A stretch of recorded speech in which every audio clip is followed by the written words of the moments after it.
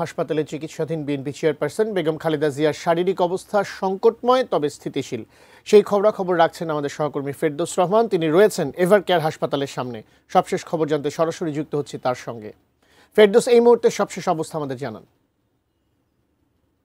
বেগম খালেদা জিয়ার স্বাস্থ্য পরিস্থিতি নিয়ে সারা দেশ উদ্বিগ্ন। এই স্বাস্থ্য এখানে এভারকেয়ার হাসপাতালে তিনি চিকিৎসাধীন। যেমনটি বলা হচ্ছিল যে তিনি কিছুটা স্টেবল রয়েছেন, তবে একটু আগে বিএনপির দুজন কথা বলেছেন, তার মধ্যে একজন হচ্ছে সাবেক ফুটবলার আমিনুল ইসলাম। তিনি একটু আগে এখানে এসেছিলেন। হ্যান্ড মাইকে তিনি ঘোষণা করেছেন যে উৎসুক জনতা যারা এভারকেয়ার হাসপাতালের সামনে জড়ো হয়েছে, যে কারণে এভারকেয়ার হাসপাতালে অন্যান্য রোগীর স্বজন যারা আসছেন তাদের কিছুটা বিঘ্ন সৃষ্টি হয়েছে। স্বাভাবিকভাবেই একটি হাসপাতালের সামনে যখন নেতাকর্মীরা ভিড় করেন তখন অন্যান্য যারা চিকিৎসা নিতে আসেন তাদের কিছুটা সমস্যা হওয়ার কথা। সেই দিক থেকে বিবেচনা করে তিনি বলেছেন যে অযথা যেন কেউ ভিড় না করে বাড়িতে চলে যান এবং গিয়ে বেগম খালেদা জিয়ার জন্য দোয়া করেন। অর্থাৎ হিন্দু, মুসলিম, বৌদ্ধ, খ্রিস্টান যে ধর্মেরই এখানে আসুক, সবাই বাড়িতে গিয়ে যাতে দোয়া করেন, যাতে করে বেগম খালেদা জিয়া চিকিৎসার জন্য যারা উৎসুক মানুষ এসেছেন তাদের কারণে যেন অন্য ধরনের চিকিৎসা ব্যাহত না হয়।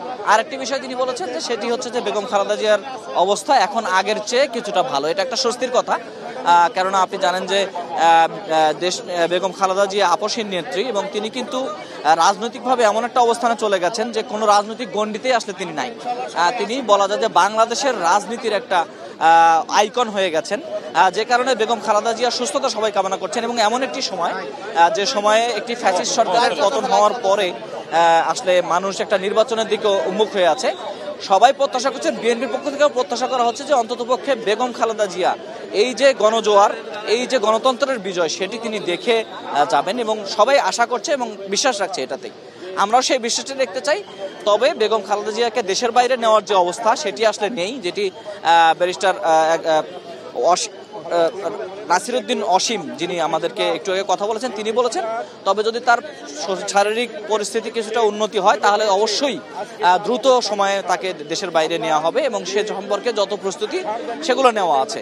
অর্থাৎ হাসপাতাল সূত্রের বাইরে এতটুকু শুধু বিএনপির দলীয় সূত্রে দুজন নেতা তারা বলেছেন এবং তারা ডাক্তারের বরাত দিয়ে বলেছেন এবং তারা বলেছেন যারা হাসপাতালের সামনে অযথা ভিড় করছেন বা মায়া থেকেই ভিড় করছেন, অনেকটা খালেদা জিয়ার প্রতি ভালোবাসা থেকেই ভিড় করছেন, তারা যেন বাড়িতে যান এবং এই মুহূর্তে তারা দোয়া করতে বলেছেন। তবে যেহেতু তার শারীরিক পরিস্থিতির কিছুটা উন্নতি হয়েছে, এটা কিন্তু একটা সুসংবাদই বলা যায় এবং বেগম খালেদা জিয়া সুস্থ হয়ে ফিরবেন এমন কামনা দেশবাসীর মতো আমরাও করছি।